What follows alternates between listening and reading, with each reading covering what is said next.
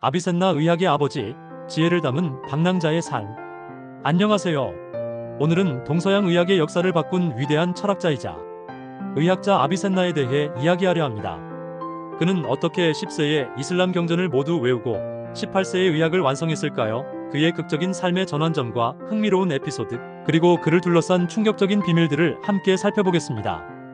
아비센나는 980년 페르시아의 부하라 현재의 우즈베키스탄 근교에서 태어났다. 그의 본명은 이븐 시나였다.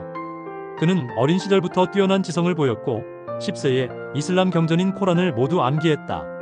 그는 16세에 의학을 공부하기 시작했고 불과 2년 만에 당시의 모든 의학 지식을 통달했다.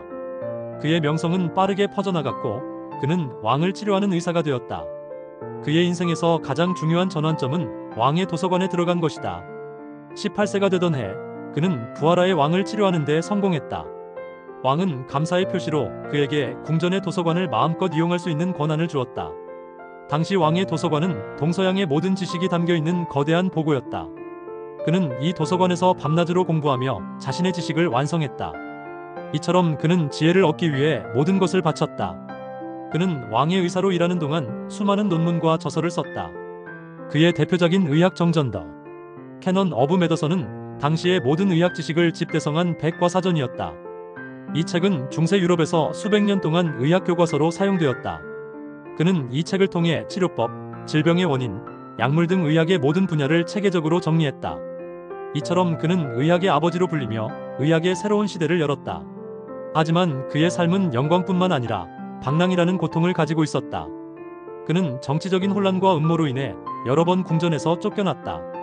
그는 한 도시에서 다른 도시로, 한 왕에게서 다른 왕에게로 피난하며 방랑자의 삶을 살았다. 그는 방랑 생활 중에도 자신의 연구를 멈추지 않았다. 그는 여행 중에 의학 정전을 쓰고 사람들을 치료하며 자신의 지식을 전파했다. 이처럼 그는 불행을 창조의 기회로 바꾸었다. 또 다른 충격적인 일화는 그의 방탕한 생활에 대한 것이다.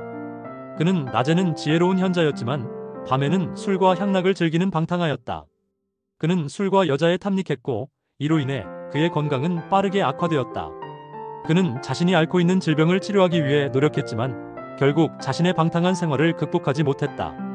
이처럼 그는 육체의 한계를 인정하지 못하는 오만함을 보였다.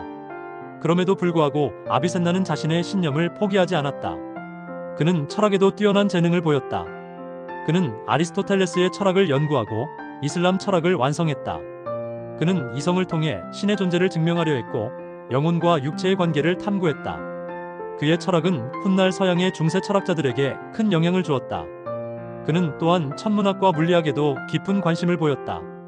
그는 별의 움직임을 관찰하고 빛의 속도를 측정하는 등 과학적인 연구를 수행했다. 그는 광학에 대한 중요한 논문을 썼고 이는 훗날 서양의 과학 발전에 큰 영향을 주었다. 아비센나는 1037년 57세의 나이로 세상을 떠났다. 그는 죽기 직전 자신의 노예들을 해방시키고 자신의 모든 재산을 가난한 사람들에게 나누어 주었다. 그의 마지막은 자신의 삶을 정화하려는 듯한 모습이었다. 아비센나의 삶은 지혜와 방랑, 영광과 오만이 공존하는 복합적인 드라마였다. 그의 이야기는 오늘날까지도 우리에게 인간의 지혜는 어디까지 확장될 수 있는가에 대한 깊은 질문을 던진다.